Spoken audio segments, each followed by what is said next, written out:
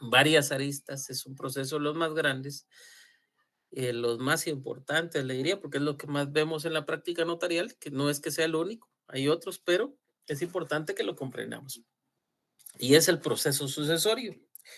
Vimos de manera muy genérica el proceso sucesorio establecido dentro del decreto ley 107, Código Procesal Civil y Mercantil. Y vemos que dentro de ese proceso no solo cabe aquellas situaciones donde el causante o el decujus, si ustedes encuentran ese término en alguna legislación, lo van a encontrar como del decujus. Este personaje, que es la persona que prácticamente permite esa cadena de pasos para decidir sobre los bienes, pues que de alguna forma puede decir cómo va a quedar en vida, o si no ha decidido cómo quedan en vida, pues a través de su fallecimiento se tiene que decidir posteriormente a quién van a pasar esos bienes. Y vean esto, si ha dejado testamento dentro de un proceso sucesorio, ese proceso sucesorio va a ser por la vía testamentaria. ¿Cómo se va a saber eso? Obviamente cuando se solicitan, si por de parte de los familiares o alguien más, pues se desconoce si hubo testamento, cuando se solicitan los informes a los registros de la propiedad, si ha otorgado donación, perdón, si ha otorgado testamento o donación por causa de muerte, los registros, el registro que lo tenga va a informarle al notario que hay testamento o que hay donación por causa de muerte. Y esa es la base que va a tener que seguir el notario para continuar el proceso sucesorio. En esto hay algo muy importante que tienen ustedes que notar. Si dejó testamento, si el testamento regula los bienes que están actualmente a nombre del causante o el de cujos. Si no están a nombre del causante o el de cujos, los nuevos bienes que existen a nombre de él, al no haber un testamento que lo regule, que regule cómo quedan esos bienes, hacen sencillamente que el proceso sucesorio se siga en la vía intestada. De esa manera. ¿Qué otra situación? Que el testamento contemple a unos herederos, es decir, que en ese momento pues tenga unos herederos, pero que en la práctica se vea que esos bienes, el causante dispuso de esos bienes en vida, los vendió, los cedió, por lo tanto ya no hay nada bajo ese testamento. Y la vía sea intestada con los nuevos bienes que tenga. Otra situación que tengan ustedes que contemplar.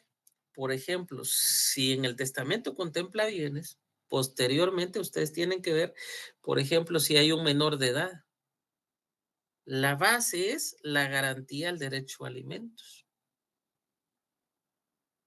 O puede suceder otra situación. No solo ha otorgado un testamento, sino ha otorgado varios testamentos. A veces otorgan, que eso suele pasar, un testamento para unos bienes, luego otorga otro testamento y en ese testamento dispone de los otros bienes y así. Es importante que ustedes tengan a la vista, conozcan esos testamentos para saber cómo van a decidir dentro del proceso sucesorio. Otra situación muy importante para que ustedes la contemplen. Sin existiendo testamento, los bienes regulados lo que el causante ha dispuesto cuando estuvo en vida, los vendió, los cedió, los perdió por X o Y situación, esos bienes ya no van a ser a través de la vía testamentaria, sino van a ser por la vía intestada. Ahora, si no hay testamento, la vía es sencilla, es intestada. Puede ser que no sea ni testamentario ni testado, sino el causante en vida decidiera mediante una donación por causa de muerte o una donación mortis causa. ¿Qué quiere decir eso? Que el causante decidió donar en vida, pero la figura fue donación mortis causa. Entonces tienen que entender cuáles son las diferencias entre donación entre vivos y donación mortis causa. Hay diferencias muy palpables ahí. Entonces vayan anotando, vayan checando, porque ustedes pueden ir y empezar a ver qué diferencias tengo en la donación entre vivos, qué diferencias tengo en la donación mortis causa. ¿Qué otra situación? Entender la línea de herederos. Porque, por ejemplo, suena fácil cuando lo vemos, es que son los hijos. Pero, ¿qué sucede si la persona que falleció no tenía hijos? No tuvo hijos, solo tuvo los hermanos. Y los hermanos también ya fallecieron y actualmente los hermanos solo están los hijos de los hermanos, que son los sobrinos. Y ellos dicen, es que mi tío falleció en tal y tal fecha, pero los únicos herederos somos nosotros. ¿Cómo van a manejar eso? ¿Qué documentos van a necesitar ustedes de prueba, de base para poder ver eso? Sea, hay que hacer una línea, necesito estos documentos para probar la línea de parentesco. Tengo que tener no solo el acta de nacimiento de función del causante, también obviamente voy a tener que tener quiénes son los hermanos, y voy a tener que tener las constancias de nacimiento para mostrar los padres de nacimiento y también de defunción de los hermanos de él. Posteriormente, el acta de nacimiento de cada uno de los sobrinos. Si ya son mayores de edad, copia el documento personal de identificación. Es algo muy importante. Y otra de las situaciones que resulta ajena y que me van pegando un poco a derecho notarial 4. ¿Qué sucede si en el camino alguien cede sus derechos hereditarios? Por ejemplo, Andrea, ¿cómo se llama? Andrea Alejandra, la tengo en pantalla. Ella fuera heredera de bienes, pero dice, yo no me quiero quedar en esta propiedad, está en la zona 5, no me gusta. ¿Y cuánto valen esos derechos? Esos derechos están como en 3, 4 millones de esa casa. Viene, va con Elisa Gastón, me le dice, mira, te vendo esos mis derechos hereditarios, te los doy en 2 millones. Quédate con esa casa. ¿Qué riesgos? A ver, díganme ustedes, ¿qué riesgos implica el que Andrea Alejandra sea sus derechos hereditarios a Elisa Gastúbez? ¿Cuáles creen ustedes que podrían ser los riesgos?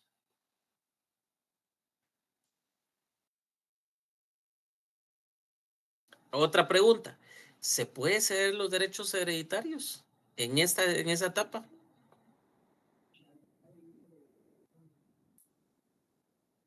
Y resultarían varias situaciones. Primero, para que Andrea Alejandra pueda ceder sus derechos, tendría que ser reconocida como heredera. La pregunta es, si no se ha llevado el proceso desorio, ¿tendrá la calidad de heredera? Y vamos a ver en la práctica profesional que hay varios contratos donde se hace una cesión de derechos hereditarios. Y ojo, el término correcto es cesión de derechos hereditarios, pero hay criterios y hay colegas que por copiar minutas le consignan compraventa de derechos hereditarios. Eso no existe, ese término está mal empleado, no es técnico. Entonces, cuando vamos a abordar estas situaciones, vemos qué validez tiene entonces hacer un tipo de estos contratos donde se están cediendo los derechos hereditarios. Bueno, se dio el contrato entre Andrea Alejandra y Elisa Gastume. Andrea obtuvo los 2 millones y Elisa Gastume ahora se ve, bueno, ¿y quién tiene que iniciar el proceso de Sorio? Soy yo por haber comprado esos derechos hereditarios, haber tenido esa sesión, o es Andrea Alejandra. ¿Quién realiza ese proceso? David Manuel. Sí, licenciado, si no estoy mal, se hace un contrato de compra-venta, si no estoy mal, pero quien tiene que proceder la compañera del proceso sucesorio para luego Exacto, dar ya pero el... bueno, y vamos a hacer una corrección ahí muy puntual, David. Lo que les decía, no es compraventa. El término compraventa, y ahí me va a servir la parte práctica para que ustedes la entiendan, el término compraventa no es técnico ahí, porque yo voy a vender algo que es mío, ¿sí? Pero, por ejemplo, Andrea Alejandra, ¿qué es de ella en ese momento? ¿Qué tiene de ella para vender? No lo tiene a su nombre, no tiene un título de propiedad con que pueda demostrar eso. Entonces, ¿cómo se le determina un derecho que yo creo que me asiste? Que yo voy a hacer una cesión de ese derecho si la ley me lo permite. Bajo ese aspecto es que se hace la cesión de derechos. Pero hacer una cesión de derechos hereditarios cuando todavía no se ha llegado a la Junta de Herederos es muy riesgoso. ¿Por qué? Porque no se sabe, por ejemplo, si Andrea Alejandra en el término del proceso sucesorio ha sido desheredada o sencillamente el causante dispuso de esos bienes en vida de otra manera. Hay una donación mortis causa. ¿Ven lo complicado que podría ser esto? Otra de las situaciones. ¿Qué pasa si Elisa Gastón me pagó 2 millones, llega al proceso sucesorio, la Junta de Herederos, y Andrea Alejandra asiste a la Junta de Herederos y rechaza sus derechos hereditarios? Dice, no, yo no estoy de acuerdo con estos derechos hereditarios. Peor aún, se quedó con los 2 millones. ¿Y qué pasa con los derechos de Elisa Gastón?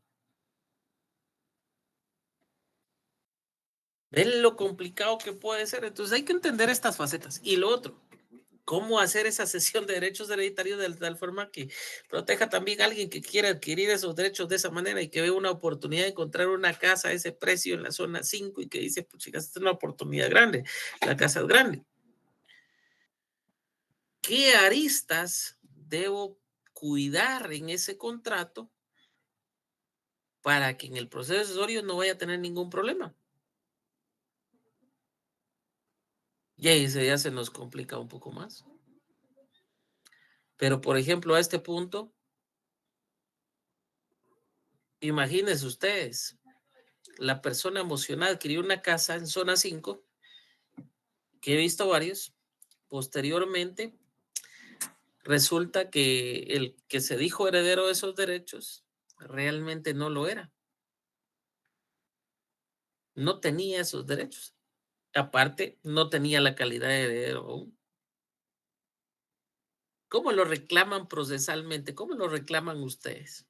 ¿Qué van a pedir? ¿En qué vía civil, penal? En contra de la persona que recibió el dinero. Es que era una estafa. La persona estafa dice, es que mire, a mí me habían dicho que yo era heredero y como me reconocieron como hijo. Y yo no sabía que había sido desheredado.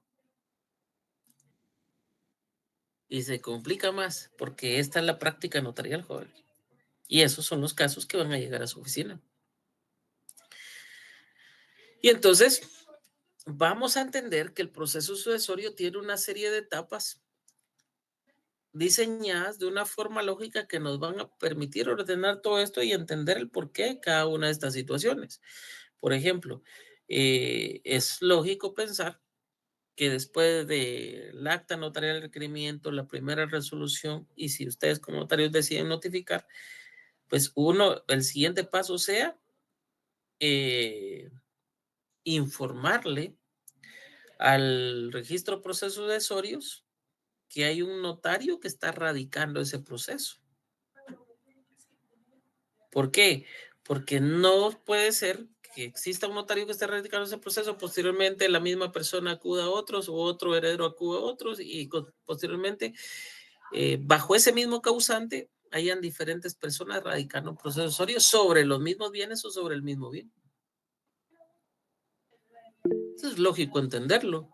También es lógico entender que deben de solicitar informes a los registros de la propiedad porque pues, el notario tiene que saber si hay donación o testamento. Y esos informes le pueden ser, ojo, ¿qué problema podría haber acá? Que también ha sucedido. Que el notario se le olvidó informar al registro de la propiedad, no lo hizo, no cumplió con sus obligaciones, no informó que esa persona había otorgado testamento o había otorgado una donación. No envió los avisos respectivos a los registros de la propiedad, que esa es una obligación cuando se otorga testamento. Entonces, cuando el notario que está radicando el proceso recibe los informes, pues obviamente no va a tener ahí que hay testamento ni que hay donación, pero sí la hay. que le avisaron al notario que hizo esos contratos y esos actos y informa con multa y todo y lo hace ya fuera de tiempo. Hay repercusiones, sí puede cambiar toda la situación, como por ejemplo, ¿qué podría cambiar? Que Andrea Alejandra diga fue un intestado, yo soy la única heredera y todo, pero después se encontró con que posteriormente un notario que no había entregado los avisos en tiempo los entrega y hay una donación mortis causa donde el causante decidió donarle en vida a una tercera persona, pero no tomó en consideración a Andrea Alejandra. Entonces, los derechos que consideraba Andrea Alejandra tener, realmente nunca los tuvo, solo fue una ficción legal. ¿Me entienden esta parte? Y lo complicado. Entonces, en esa teoría de la función notarial en la jurisdicción voluntaria, en el proceso sucesorio, también es importante entender la cuestión notarial en cuanto a este tipo de contratos. Por ejemplo, no solo la cesión de derechos hereditarios, sino también la donación mortis causa, cómo hacerla, qué situaciones tengo que premiar como notario, o por ejemplo, cómo redactar ese testamento que nosotros como notarios en algún momento somos llamados a realizar. Licenciados, que lo llamé para hacer, que yo quiero que otorgue mi testamento. Pero mire, licenciado, yo lo quiero, mi testamento ya lo hice. Solo quiero que usted, pues, yo sé que se puede hacer de conformidad con la ley, que haga lo que corresponde. Y entonces, les diría, ¿sabían ustedes que eso es causa de un testamento común cerrado? Sí se puede. Debe seguir los mismos parámetros que un testamento común abierto. Pero al final, el compromiso que ese testamento esté bien es de la parte que nos requiere el causante. Entonces, ingresa el testamento en el sobre y la función de ustedes se va a ceñir a redactar el acta que van a aplicar ese testamento. Obviamente debe cumplir con todos sus impuestos. Y no es que el causante, aunque esté en cama, ahí se muera y ya terminó la función de ustedes. No, ustedes tuvieron que ir con su protocolo, que firmara el causante la transcripción del acta del testamento común cerrado de conformidad con el artículo 962, que el causante firmara esa transcripción, firmara los testigos y ustedes como notarios autorizaran esa transcripción. Sí se puede, como les digo, pero hay que saber hacerlo. Licenciado, es que necesito que usted haga un testamento común abierto. No, son solo las minutas que están en Google. Muchos clientes tienen varios bienes y los quieren dejar de diferente forma. Por ejemplo, un cliente que yo tengo eh, de San Lucas. No, miento, de Santa Lucía. Santa Lucía, Milpas Altas. Y la razón por la que me llamaba era porque el notario le decía que no podía redactar el testamento poniéndole porcentaje sobre el mismo bien a cada uno de los herederos. Y yo le decía que si se puede, es una de las formas de dejar copropiedad. Pues el propietario puede seguir sobre su propiedad de la forma que más le convenga, siempre y cuando no sea contraria a la ley. Pero ese bien, que era una propiedad bastante grande, él desea dejarle un porcentaje, sin especificar de dónde a dónde. 30% a uno de los hijos, el 25% a otro, el 40% a la persona con la que había vivido y un pequeño porcentaje para una persona que había reconocido como hijo. Entonces, ¿qué se puede? Sí se puede. Hay complicaciones que se generan después, obviamente, pero sí esa es la decisión del causante. Pero veámoslo acá.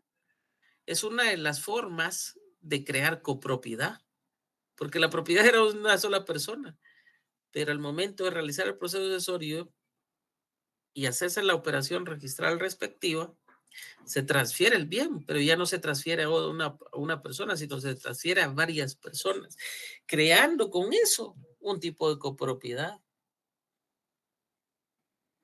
¿Que podría originar inconvenientes al momento de decidir sobre la división? Obviamente.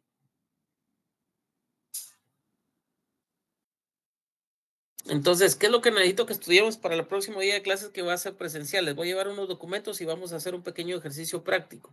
Aparte de lo del día sábado, que eso ya va a ser diferente, eso es para nivelar conocimientos. Entonces, revisen generalidades del proceso sucesorio, por favor, lean el Código Procesal Civil y Mercantil en lo que corresponde al proceso sucesorio y les voy a explicar algunas situaciones que son contempladas también no solo en el proceso sucesorio para la vía extrajudicial, es decir, seguido por el notario, sino también en la vía judicial. ¿Que se puede dar? Sí, se puede dar. A veces lo podemos tomar como una herramienta y es importante que la entendamos todos. Con esto no les quiero hacer la clase cargada el día de hoy, pero vamos a tener el día sábado una clase interesante, entonces ya voy a tener oportunidad de saludarlos y vamos a platicar ahí de algunos aspectos. Feliz noche a todos. Feliz noche, Lick. Feliz noche, Lick. Feliz noche, Lick. Gracias. Feliz noche. Feliz noche, licenciado.